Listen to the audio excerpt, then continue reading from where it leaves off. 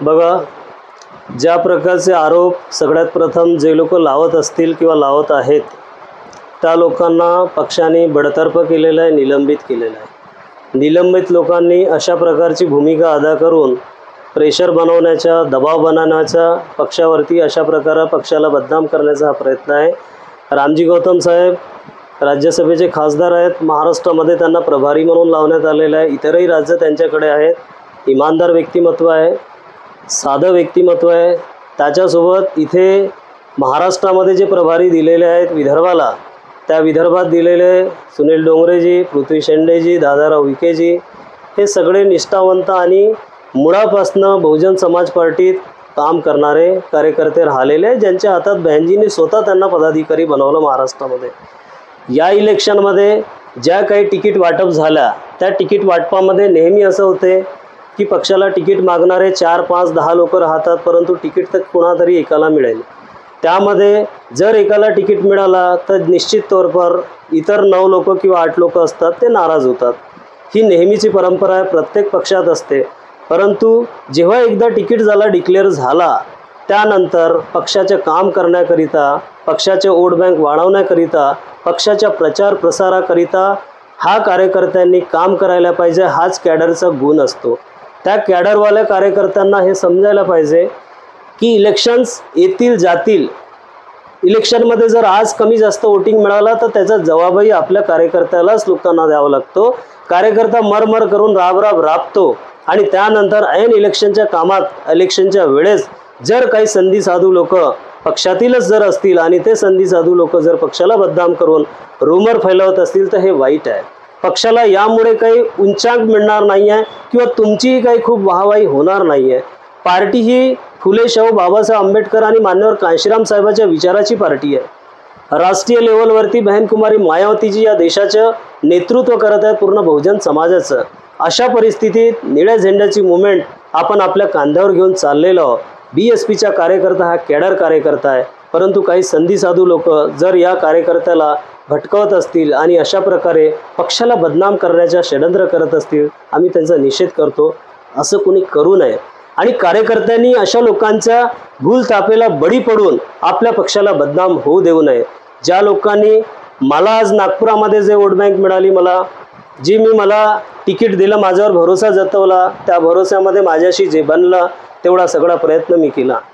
मान्यवर बहनजीचा कार्यक्रम, त्यांची सभा इथे नागपुरामध्ये आपण लावून दाखवली आणि त्या सभेमध्ये वातावरण खराब असताना सुद्धा आपल्याला या इथे बहनजीच्या सभेकरिता खूप भरघोस सहयोग मिळाला, सहकार्य मिळालं।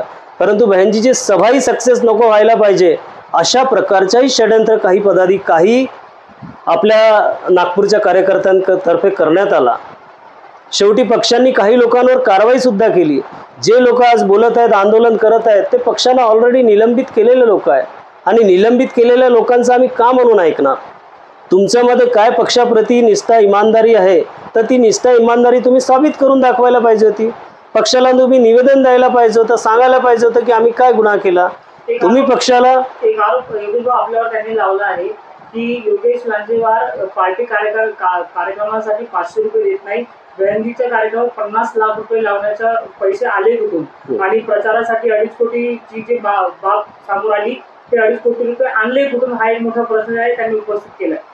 मी तुम्हाला सांगतो, ज्यावेळेस मला तिकीट देण्याची बारी आली त्यावेळेस यांच्यापैकीच ज्यांनी तिकीट मागितलेलं होतं त्यांनी 2.5 करोडचा डाटा दिला होता की 2.5 करोड ते खर्च करणार आहेत आणि त्या 2.5 करोड खर्च करणाऱ्या उमेदवाराचीही तेवढी ताकद नव्हती।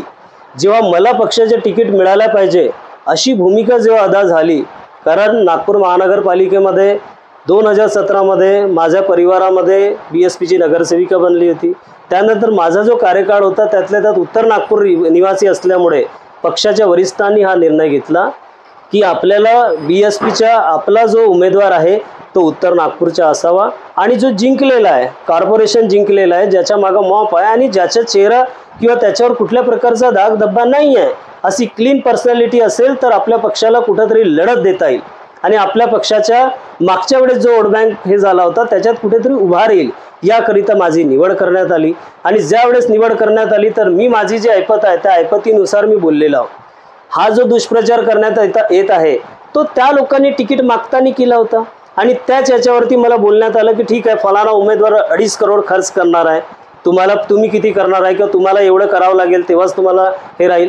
त्यावेळेस माझी एक भूमिका होती की ठीक आहे, तो 2.5 करोड खर्च करत असेल, मी माझ्या पक्षाला जेवढं लागणारं असेल संसाधन ते सगळं संसाधन मी प्रोव्हाइड करील आणि पार्टीला उच्चांकावर पोहोचण्याचा माझा पूर्ण प्रयत्न राहील.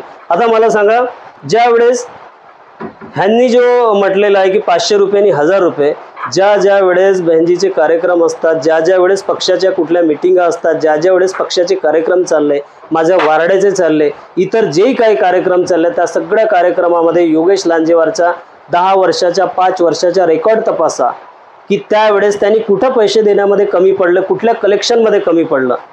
जे आरोप लावतात त्या आरोप लावणाऱ्यांना स्वतः पैसे पाहिजे होते आणि त्यांची व्यक्तिगत डिमांड होती की आम्हाला 1 लाख 2 लाख पैसे मिळायला पाहिजे प्रचार करण्याकरिता. ही शोकांतिका आहे. BSPचा कार्यकर्ता हा कॅडर असतो, पण जे हे आरोप लावत आहेत या लोकांनी स्वतः डिमांड केल्या. यांनी बूथ लावण्याकरिता चेंगड केली, यांनी बूथ नाही लावले, पैसे घेण्याकरिता आणि याच्याकरिता चेंगडबाजी केली. अखेर नुकसान कशाचं झालं? पक्षाचं झालं ना. तुम्ही जे आज ओरडून राहिलेले इकडनं पैसे तिकडनं पैसे, अरे तुम्ही कोणाच्या दारावरती गेले? तुम्ही कुठे हायजॅक झाले होते किंवा तुमच्यामुळे आमच्या पक्षाचं नुकसान झालं असा माझा आरोप आहे. मला तर वाटते की हे इतर कुठल्या तरी पक्षाचे एजंट आहेत जे BSPला बदनाम करण्याकरिता वारंवार BSPच्या पदाधिकाऱ्यांना धारेवर घेतात आणि BSPच्या पदाधिकाऱ्यांना बदनाम करून BSPला बदनाम करण्याचा प्रयत्न करतात. हे कुठल्या तरी मनुवादी पार्टीचे एजंट आहेत जे अशा प्रकारचे कोटेशन्स देऊन राहिले. जी सामग्री आम्ही यांना प्रोव्हाइड करून दिली, ती सामग्री प्रोव्हाइड केलेली सामग्री हा लोकांनी आपल्या विधानसभेमध्ये आपल्या एरियामध्ये का नाही लावली? मी माझ्या गाडीमध्ये बसून माझे लोक पाठवले आणि ज्या ठिकाणी मला शक्य झालं त्या ठिकाणी मी ते बॅनर्स लावले, पॉम्पलेट्स दिले. ज्या सगळ्या विधानसभेमध्ये यांनी काम करायचं होतं, जे बोलून राहिलेले आहे त्या लोकांनी जाणून बुजून हे सगळं डंप करण्याचा प्रयत्न केला. अन्यथा आम्ही सगळ्या व्यवस्था प्रोव्हाइड करण्याचा पूर्ण भरघोस प्रयत्न केला. जे माझ्याशी झालं तेवढ्या सगळ्या गोष्टी मी केलेल्या आहेत. शेवटचा प्रश्न, BJP कडून 5 कोटी रुपयांची डील झाली आहे नागपुरात BSP कडे, असा आरोप जो आहे आपल्याला लावण्यात आलेला आहे, काय सांगणार? हा खोटा आरोप आहे. कुठलाच पार्टी कुठलाच पक्ष का म्हणून कुणाला पैसा देणार आहे? मी माझ्या ऐपतीनुसार जे माझ्याकडे धन सामग्री होती ती मी लावलेली आहे. मला माझ्या मित्रमंडळींनी, बामसेपनी, काही आपले उच्च कोटीचे इतरही बसपाला मानणारे जे लोक आहेत त्या सगळ्या लोकांनी मदत केली. मी माझे नैतिक पैसे लावले, माझ्या रिश्तेदारांचे लावले. त्यातल्या त्यात ज्या काही प्रोव्हाइड करणाऱ्या गोष्टी होत्या त्या मला लोकांकडनं मला बाकायदा मिळाल्या, त्या माझ्या वेलविशर लोकांनी दिल्या. त्या सगळ्या संसाधनं मी यांच्यापर्यंत पोहोचवण्याचा प्रयत्न केला.